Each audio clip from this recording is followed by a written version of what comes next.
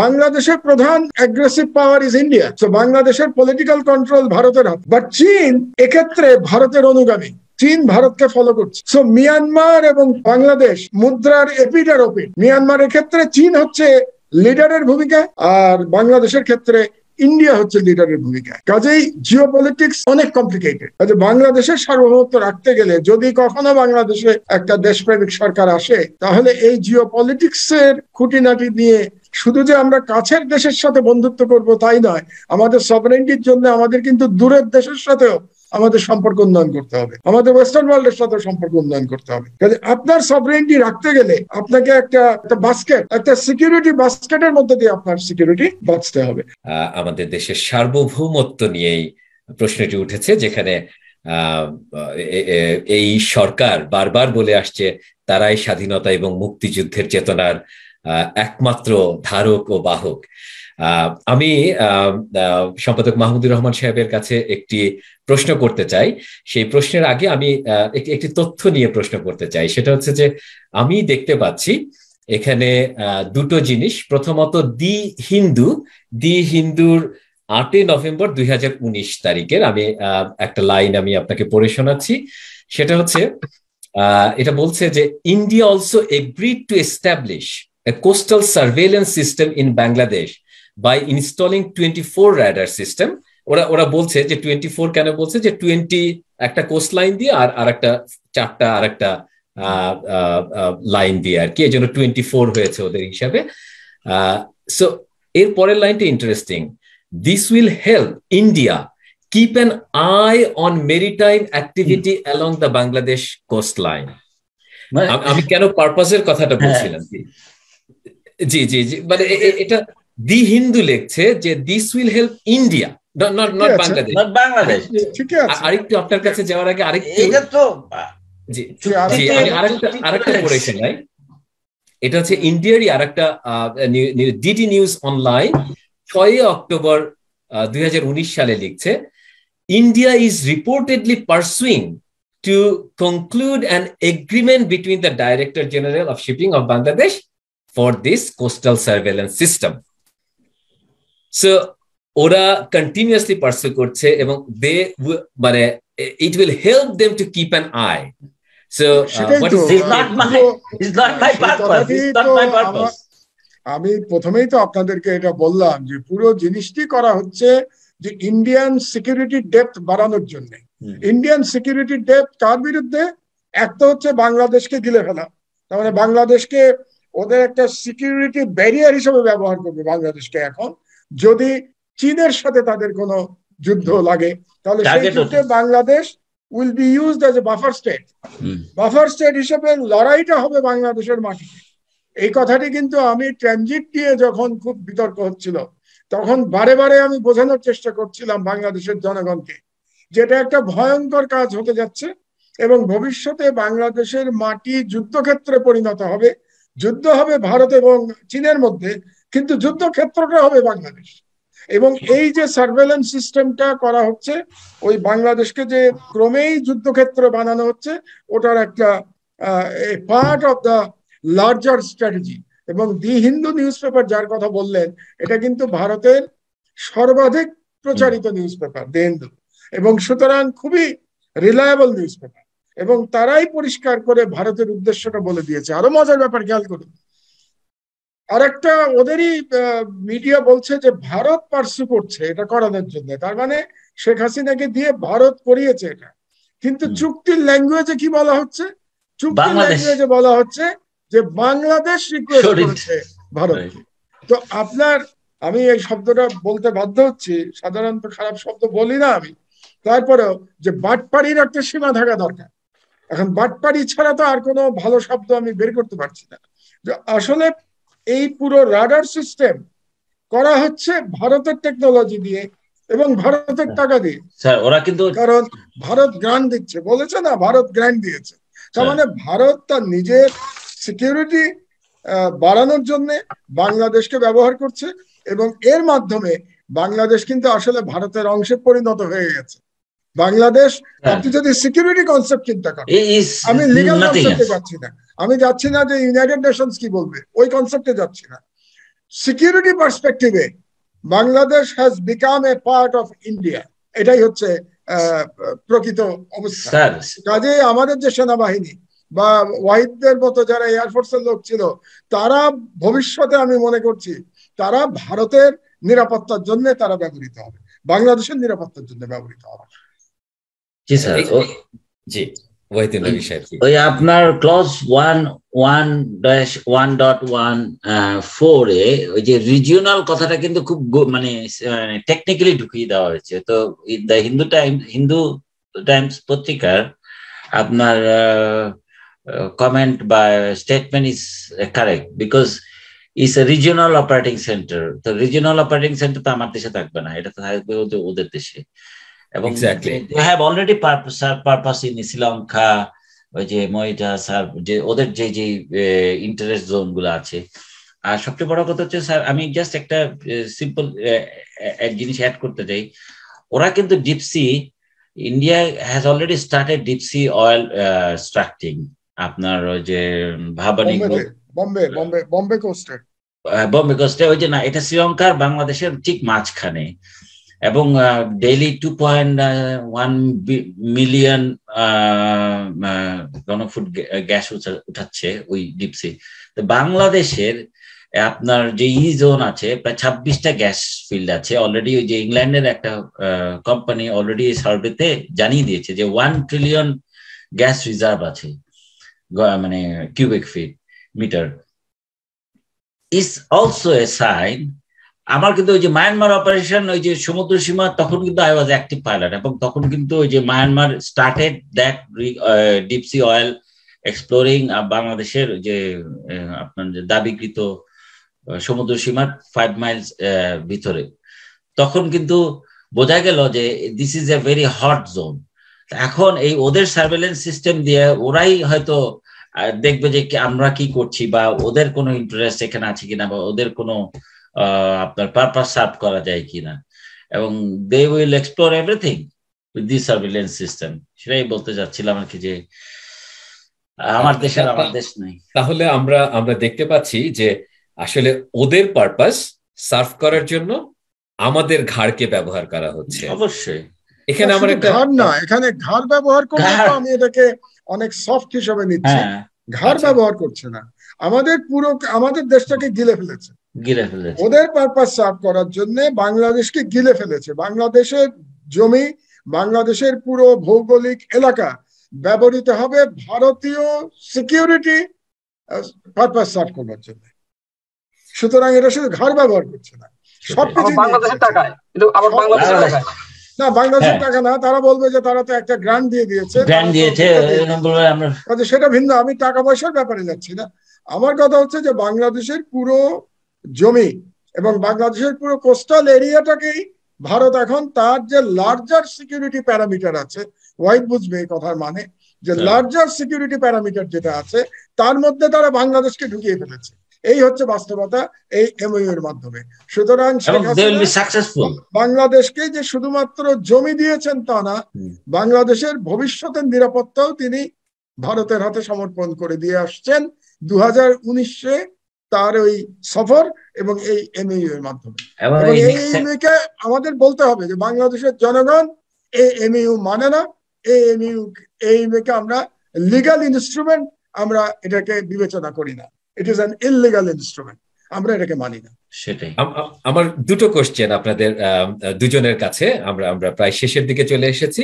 তার আগে সেটা হচ্ছে নাম্বার 1, রিজিওনাল সিকিউরিটির কথা যখন বলছি এবং যখন আমরা দেখছি যে ভারত তার সিকিউরিটির পারপাসে বাংলাদেশকে ব্যবহার করছে এবং এই যে বাফার জোনের দিকে নিয়ে যাচ্ছে, এখানে চায়নার প্রতিক্রিয়া কি? এই প্রশ্ন থাকবে আমার সম্পাদক মাহমুদুর রহমানের কাছে, এবং জনাব ওহিদুল নবীর কাছে আমার প্রশ্ন থাকবে যে ঠিক আছে, সাধারণ জনগণের কথা আমরা যখন বলছি, সাধারণ জনগণের সামনেই তো এই চুক্তিগুলো আনা হয়নি, তারা খুব একটা অ্যাওয়্যার না, তারা এতটা বোঝেও না। আপনাদের সশস্ত্র বাহিনীর প্রতিক্রিয়া কি বা কি হতে পারে? এই দুটো প্রশ্ন আমি প্রথমে জনাব মাহমুদুর রহমানের কাছে যাচ্ছি, যে রিজিওনাল ব্যাপারে চায়নার কি। প্রথম প্রশ্নটা জিওপলিটিক্যাল প্রশ্ন। যখন রিজিওনাল প্রশ্ন করছেন, ইটস এ জিওপলিটিক্যাল প্রশ্ন। আসলে রিজিওনাল সিকিউরিটি বলে তো কিছু নাই। রিজিওনাল সিকিউরিটি আপনি কোন রিজিয়নের সিকিউরিটি বলছেন? আপনি কি সার্কের রিজিয়নাল সিকিউরিটি?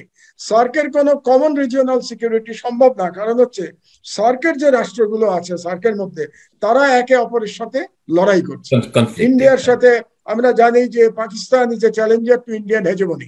1947 থেকেই পাকিস্তান ইন্ডিয়ান হেজেমনিকে চ্যালেঞ্জ করে আসছে, এবং ভারত সাউথ এশিয়াতে এমন কোন রাষ্ট্র নেই যার বিরুদ্ধে ভারত সামরিক অভিযান চালায় নাই। এটা খুব মজার ব্যাপার, এরকম দেশ আপনি খুঁজে পাবেন না কোনো রিজিয়নে। India is the only country যারা সাউথ এশিয়ার প্রত্যেকটা রাষ্ট্রের বিরুদ্ধে সামরিক অভিযান চালিয়েছে। So Bharat is an aggressive power এখানে। তো এখানে রিজিওনাল সিকিউরিটির কোনো সুযোগ নাই, এখানে সিকিউরিটি যার যার রাষ্ট্রের ইন্ডিভিজুয়াল সিকিউরিটি হতে হবে। হ্যাঁ, ইন্ডিভিজুয়াল সিকিউরিটির সময় আমরা ন্যাচারালি আমরা জিওপলিটিক্স এর উপরে বিবেচনা করে আমরা বন্ধু শত্রু মিত্র নির্বাচন করব। যেমন কথার কথা আপনি চীনের কথা বললেন, চীনের সাথে আমাদের একটা আন্ডারস্ট্যান্ডিং থাকতে পারে যে আমরা ভারত দ্বারা যদি আক্রান্ত হই তাহলে চীন তখন বাংলাদেশের সার্বভৌমত্বের পক্ষে দাঁড়াবে। চীন এরকম পক্ষে দাঁড়িয়েছে, যেমন নেপালের ক্ষেত্রে আপনারা জানেন যে একসময় নেপালের উপরে সম্পূর্ণভাবে ভারতের প্রভাব ছিল, এখন কিন্তু চীন সেখানে একটা ইটস অ্যান ইম্পর্টেন্ট পাওয়ার। কিন্তু দুর্ভাগ্যজনক ভাবে গত 14 বছরে কিন্তু চীন বর্তমান একটা কি বলবো একটা অবৈধ ফ্যাসিস্ট সরকারকে তারা সহযোগিতা করেছে 14 বছর ধরে, এবং এটা দুর্ভাগ্যজনক এই জন্য বলছি। আসলে জিওপলিটিক্স আলোচনা করতে গেলে আলোচনা অনেক দীর্ঘ হয়ে যায়, আমি খুব সংক্ষেপে বলার চেষ্টা করছি। আমি মিয়ানমারের সাথে তুলনা করছি বাংলাদেশে। তারা মিয়ানমারে যদি খেয়াল করেন তাহলে মিয়ানমারে কার কন্ট্রোল? মিয়ানমারে প্রধানত কন্ট্রোল হচ্ছে চীনের, তাই তো? এটা নিয়ে তো কোনো বিতর্ক নাই যে মিয়ানমারে চীনের কন্ট্রোল। যেমন রোহিঙ্গাদের যে বের করে দিল মিয়ানমার থেকে, তাদের বিরুদ্ধে যে এথনিক ক্লিনজিং চালানো হলো সেটাতে চীনের সম্পূর্ণ সমর্থন ছিল, কিন্তু that is half of the story. Other half হচ্ছে মিয়ানমারে ভারতও কিন্তু মিয়ানমারকে সমর্থন করে। এই যে রোহিঙ্গাদের উৎখাত করা হলো মিয়ানমার থেকে, এই এথনিক ক্লিনজিং এ ভারতও সমর্থন করেছে। অর্থাৎ মিয়ানমারের ক্ষেত্রে চীন হচ্ছে প্রধান শক্তি যারা মিয়ানমারকে সাপোর্ট করছে। কার বিরুদ্ধে? পশ্চিমাদের বিরুদ্ধে, বেসিক্যালি আমেরিকার বিরুদ্ধে, আমেরিকা অ্যান্ড আদার ওয়েস্টার্ন ওয়ার্ল্ডের বিরুদ্ধে। চীন প্রধান শক্তি, কিন্তু মিয়ানমার ভারত চীনকে সমর্থন করছে মিয়ানমারের পলিটিক্সে। বাংলাদেশে যেটা হচ্ছে, বাংলাদেশের প্রধান aggressive power is India. So বাংলাদেশের পলিটিক্যাল কন্ট্রোল ভারতের হাতে, বাট চীন এক্ষেত্রে ভারতের অনুগামী, চীন ভারতকে ফলো করছে। সো মিয়ানমার এবং বাংলাদেশ মানে মুদ্রার এপিট আর ওপিট। মিয়ানমারের ক্ষেত্রে চীন হচ্ছে লিডারের ভূমিকায়, আর বাংলাদেশের ক্ষেত্রে ইন্ডিয়া হচ্ছে লিডারের ভূমিকায়। কাজেই জিওপলিটিক্স অনেক কমপ্লিকেটেড। বাংলাদেশের সার্বভৌমত্ব রাখতে গেলে যদি কখনো বাংলাদেশে একটা দেশপ্রেমিক সরকার আসে, তাহলে এই জিওপলিটিক্স এর খুঁটিনাটি নিয়ে আমাদের অনেক বিতর্ক করতে হবে, এবং বিতর্ক করে শুধু যে আমরা কাছের দেশের সাথে বন্ধুত্ব করব তাই নয়, আমাদের সভারেন্টির জন্য আমাদের কিন্তু দূরের দেশের সাথেও আমাদের সম্পর্ক উন্নয়ন করতে হবে, আমাদের ওয়েস্টার্ন ওয়ার্ল্ডের সাথে সম্পর্ক উন্নয়ন করতে হবে। কাজে আপনার সভারেন্টি রাখতে গেলে আপনাকে একটা কি বলবো একটা বাস্কেট, একটা সিকিউরিটি বাস্কেটের মধ্যে দিয়ে আপনার সিকিউরিটি বাঁচতে হবে। তো সেগুলো অনেক দীর্ঘ আলোচনার ব্যাপার, পরবর্তী কোনো একটা পর্যায়ে আমরা আলোচনা করব। আমরা সংক্ষেপে যেটা বুঝতে চাই যে 2009 সালের আগের যে সরকারগুলো এই জিওপলিটিক্যাল ব্যাপারগুলোতে একটা ব্যালেন্স রক্ষা করে চলেছিল এবং স্বাধীনতা রক্ষা করেছে। আমাদের সুসম্পর্ক ছিল আমেরিকার সাথে, আমাদের সুসম্পর্ক ছিল চীনের সাথে, এবং আমাদের সুসম্পর্ক বলবো না, তবে রিলেশন ছিল ভারতের সাথে। সেটাই আমাদের সভরেন্টিকে তাদের রেসপেক্ট করতে হবে, এবং তারা কিন্তু রেসপেক্ট করতো তখন। কারণ আমি 5 বছর সরকারে ছিলাম, ওই সময় ওয়াহিদ সার্ভিসে ছিল, তারা রেসপেক্ট করতো বাংলাদেশকে। আমরা ওই সম্মানজনক জায়গাটায় ছিলাম যেটা গত 14 বছরে ধ্বংস করে দেওয়া হয়েছে। সেটাই রাইট। তাহলে আমরা বুঝতে পারলাম যে সেই জায়গা থেকে তারা বেরিয়ে এসছে এবং বাংলাদেশকে একটা ভালনারেবল, একটা আশঙ্কাজনক অবস্থার দিকে নিয়ে যাচ্ছে, যেটা হচ্ছে যে একদিকে যখন এইভাবে তারা বলছে এখানে এমওইউতে যে রিজিওনাল অপারেটিং সেন্টার ওপেন করছে তারা বাংলাদেশে। এটা রিজিওনাল বলতে গিয়ে বেসিক্যালি এটা ভারতই করছে, মানে বাংলাদেশকে ঢুকিয়ে নিয়েছে ভারতের সাথে। এবং আর একটা কথা ওয়াহিদ যেটা বলেছে যে ভারতের কিন্তু ব্লু ওয়াটারে তাদের একটা প্রভুত্ব তো করতে পারবে না, তাদের একটা কম্পিট করবার ইচ্ছা আছে ব্লু ওয়াটারে। কার সাথে কম্পিট করবে? চায়নার সাথে কম্পিট করবে এবং আমেরিকার সাথে কম্পিট করবে, এবং সেই blue ওয়াটারটা basically Indian Oshane. So ওই ব্লু ওয়াটারের যে তাদের যে উচ্চাকাঙ্ক্ষা, তাদের বিগ পাওয়ার হওয়ার যে উচ্চাকাঙ্ক্ষা, সেই উচ্চাকাঙ্ক্ষার পার্ট হিসেবে তারা বাংলাদেশকে কুক্ষিগত করেছে as part of their security doctrine. অনেক অনেক ধন্যবাদ আপনাকে। জি জনাব ওয়াহিদুন নবী, আপনার কাছে প্রশ্ন ছিল আমার যে আমাদের সশস্ত্র বাহিনী, দেশপ্রেমিক সশস্ত্র বাহিনী, আমরা অ্যাকচুয়ালি আমি একটু এভাবে বলতে চাই যে বাংলাদেশের জনগণ যখনই কোনো সমস্যায় পড়েছে তাদের কিন্তু একটা প্রত্যাশার জায়গা ছিল সশস্ত্র বাহিনী, যে ঠিক আছে এটা একটা আস্থার জায়গা। আমাদের কোনো সমস্যা হলে, এবং সেটাই হওয়া স্বাভাবিক যে জনগণ তাদের উপর আস্থা রাখবে, ভরসা পাবে যে আমরা কোনো বিপদে পড়লে তারাই আমাদেরকে রক্ষা করবে, এবং তাদের রক্ষা করার জন্যই আসলে তাদেরকে ওখানে রাখা হয়েছে। এই সশস্ত্র বাহিনীর তো এই ধরনের এমইউ নজরে থাকার কথা, তাদের প্রতিক্রিয়া কি? ধন্যবাদ আপনাকে। কন্ট্রাক্ট কিন্তু অ্যানালাইসিস আপনার সিকিউরিটির এভরি অ্যাসপেক্ট কিন্তু সশস্ত্র বাহিনীর লোকজনই করে। মানে unfortunately this document has been scrutinized by the people of uniform, and তারা কিন্তু এটা সব জানে। আমার চেয়েও অনেক বিজ্ঞ লোক আছে, তারা কি জানে না? তারা কি দেখে নাই? তাহলে দোজ হু, এরা কারা? এরাই হচ্ছে গিয়ে আইডেন্টিফাইড পিপল, আমাদের শত্রু। হ্যাঁ, ইউনিফর্ম হোল্ডার। দেখেন আমাদের সশস্ত্র বাহিনী তখনই তাদের এথিক্স হারিয়ে ফেলেছে যখন 2009-এ বিডিআর কার্নারেজের পর আমরা কিন্তু আই ওয়াজ ইন ইউনিফর্ম, কিন্তু every soldier, every officer was ready to go for action. But কিন্তু কথা হচ্ছে যে আমাদের কমান্ডাররা তখন আমাদেরকে থামিয়ে রেখেছে পলিটিক্যাল। তো শেখ হাসিনা বা এই সরকারের সবচেয়ে বেস্ট অ্যাচিভমেন্ট হচ্ছে গিয়ে they could find out their own people from the military uniform holder, এবং তাদেরকে যেভাবে হোক একটা স্টেজে নিয়ে আসছে কমান্ড অ্যান্ড কন্ট্রোলে। আমি একবারেই বলছি না যে আমাদের দেশপ্রেমিক ইউনিফর্ম হোল্ডার নাই, অবশ্যই আছে, দে আর মেনি। কিন্তু কথা হচ্ছে যে একটা জায়গায় বেশি তারা নড়তে পারে না। প্লাস আমরা তো যখন সার্ভিসে ছিলাম আমরা খুব কষ্ট করেছিলাম। অ্যাজ এ মেজর আমার কোনো গাড়ি ছিল না সার্ভিসে, হয়তো মাসে একটা গাড়ি পেতাম। এখনকার মেজর সাহেবরা নাকি আমি শুনেছি 24 আওয়ার্স গাড়ি পায়, ফ্যাসিলিটিস, লট অফ থিংস।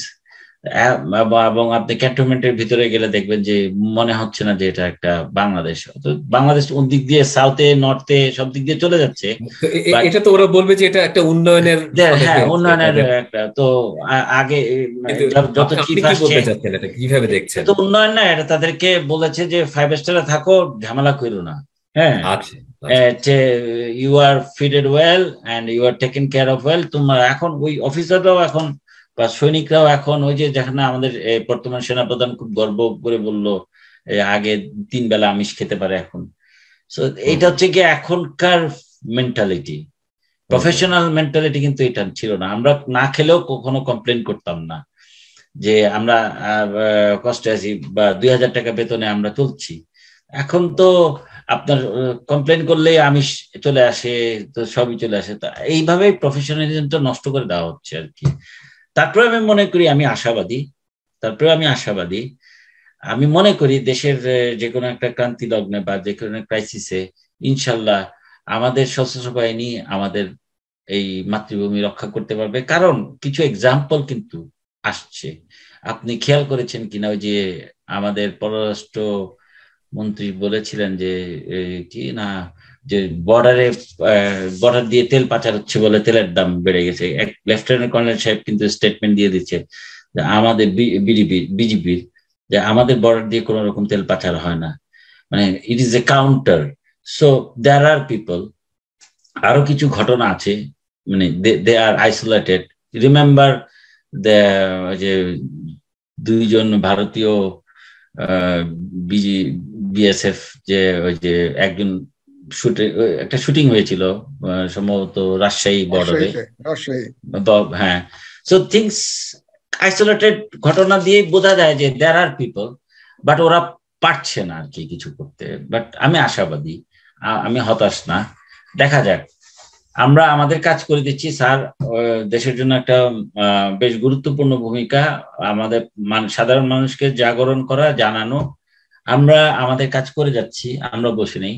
বাকিটা জনগণকে তাদের সার্বভৌমত্ব বুঝে নিতে হবে। ধন্যবাদ স্যার।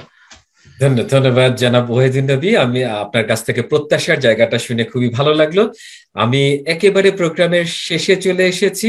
জনাব মাহমুদুর রহমানের কাছ থেকে আপনার প্রত্যাশার জায়গাটা জানতে চাই যে আপনি এখান থেকে, ঠিক আছে, আপনি এমএইউ কে রিজেক্ট করার দাবি জানিয়েছেন, এর আগেরটাও এবং এটাও। আপনি এখান থেকে ফ্রম নাও অন, মানে what is your expectation and from হোয়ার?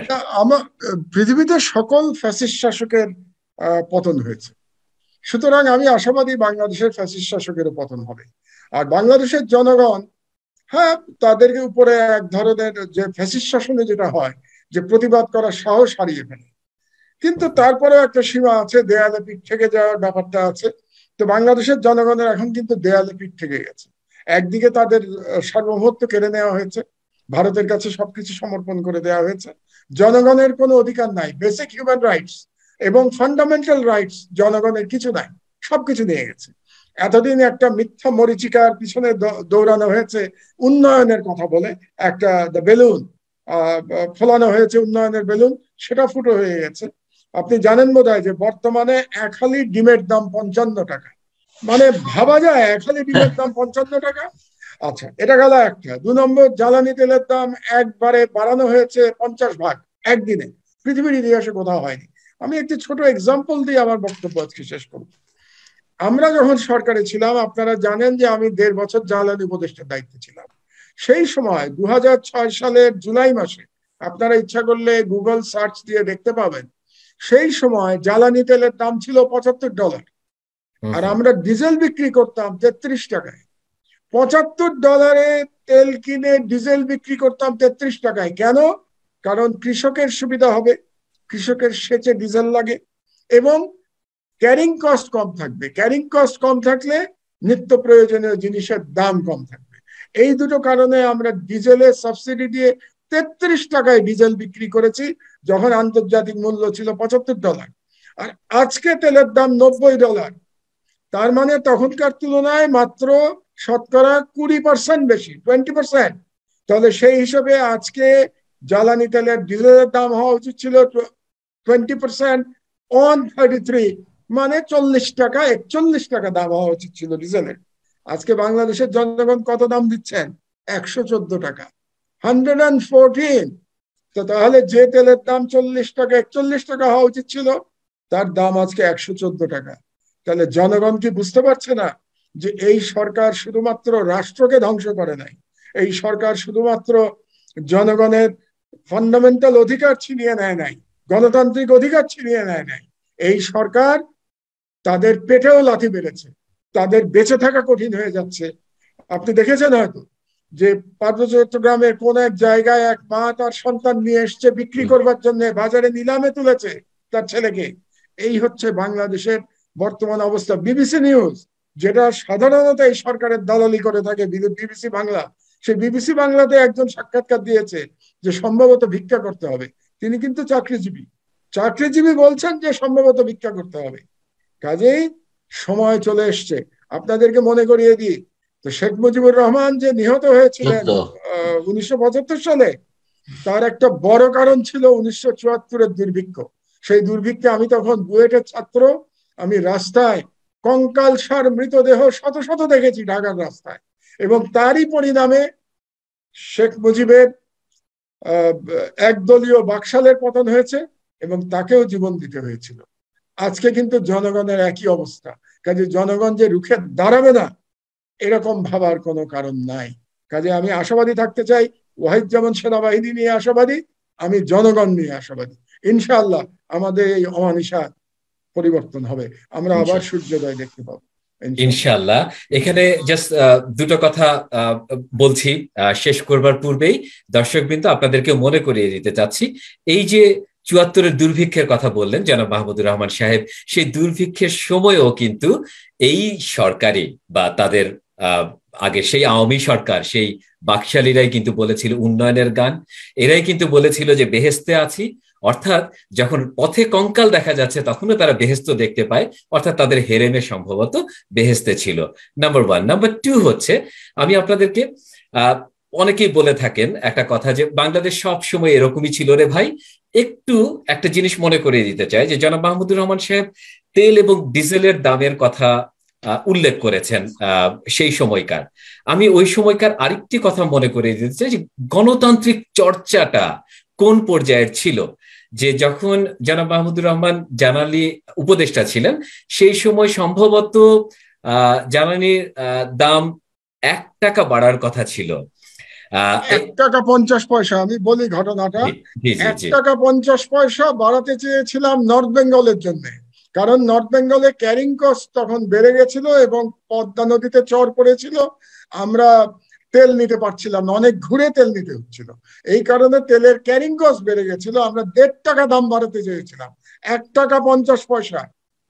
এতই প্রতিবাদ হয়েছিল এবং পার্লামেন্টে আমাকে এতই গালাগালি করা হয়েছিল, এবং যারা গালাগালি করেছেন তার মধ্যে একজন মারা গেছেন, নাম বলে দিচ্ছি আমি, তিনি সুরঞ্জিত আমাকে গালাগালি করেছিলেন, এবং আরেকজন তোফায়েল আহমেদ সাহেব, তিনি জীবিত আছেন এখনো, এবং এমনই চাপ সৃষ্টি করেছিল যে পার্লামেন্ট থেকে জনাব মওদুদ আহমেদ আমাকে ফোন করেছিলেন, যে মওদুদ আহমেদ সাহেব মারা গেছেন, ফোন করে বলেছিলেন যে মাহমুদ এই দাম তো রাখা যাচ্ছে না, এই 1.5 টাকা আপনাকে কমাতে হবে, না হলে আমরা পার্লামেন্টে চাপের মধ্যে আছি।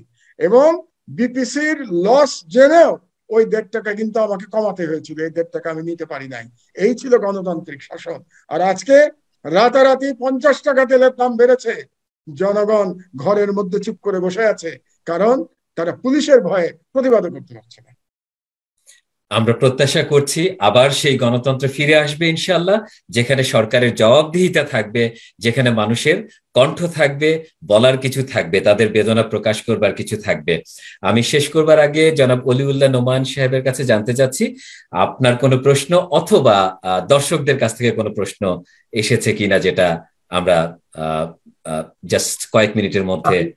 দর্শকদের পক্ষ থেকে আমাদের সম্পাদক মহোদয়ের কাছে একটা প্রশ্ন আছে, সেটা বলছে যে তারা এই চুক্তিটা ভবিষ্যৎ কোন সরকার বাতিল করতে পারবে কিনা আইনগতভাবে, নাকি নিশ্চয়ই পারবে, অবশ্যই পারবে, অবশ্যই পারবে, কারণ এই সরকারের কোনো আইনগত ভিত্তি নেই। আমি আগেই বলেছি, it is not a legal instrument. আমরা এটাকে লিগাল ইনস্ট্রুমেন্ট মানি না।